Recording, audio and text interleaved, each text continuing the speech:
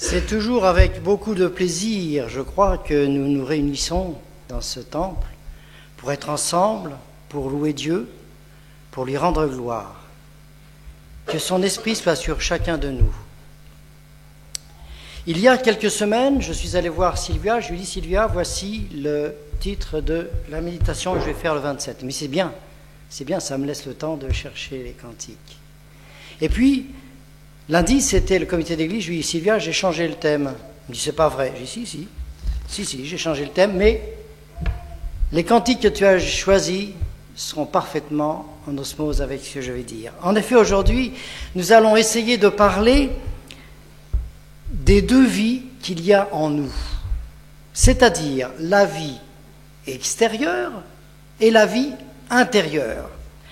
Alors, la vie extérieure, c'est facile, on s'extériorise comment? Par la parole, on communique avec les autres par la parole, et par notre parole, nous en parlions ce matin, c'est le cas de le dire, à l'école du sabbat, nous pouvons dire des choses extraordinaires, nous pouvons faire énormément de bien autour de nous, comme on peut faire énormément de mal avec cette parole. Il faut donc essayer de maîtriser cette parole, de nous maîtriser nous-mêmes. Et pour cela, comment faire? Quelles sont les influences que nous subissons? Alors, on va parler maintenant un petit peu de la vie intérieure. La vie intérieure, c'est ce que je pense, c'est ce qu'il y a à l'intérieur de moi. Et je dirais, à la limite, cela ne regarde que moi. On a souvent entendu dire, c'est mon jardin secret. Dans la mesure où ça ne se traduit pas par des actes malveillants, c'est mon problème. Ça ne regarde personne. N'est-il pas vrai?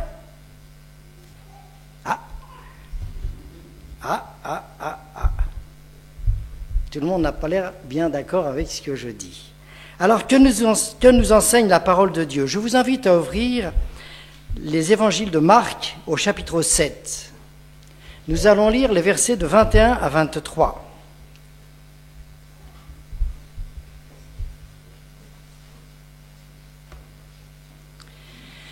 Car c'est du dedans, c'est du cœur des hommes que sortent les mauvaises pensées, les adultères, les impudicités, les meurtres, les vols, les cupidités, les méchancetés, la fraude, le dérèglement, le regard envieux, la calomnie, l'orgueil, la folie.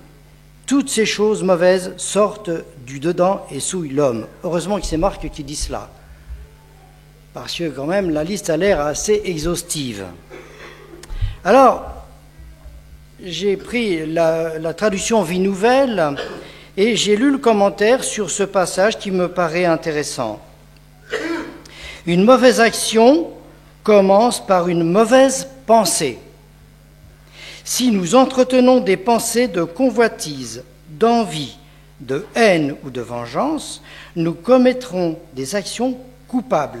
Ne nous salissons pas nous-mêmes en pensant au mal.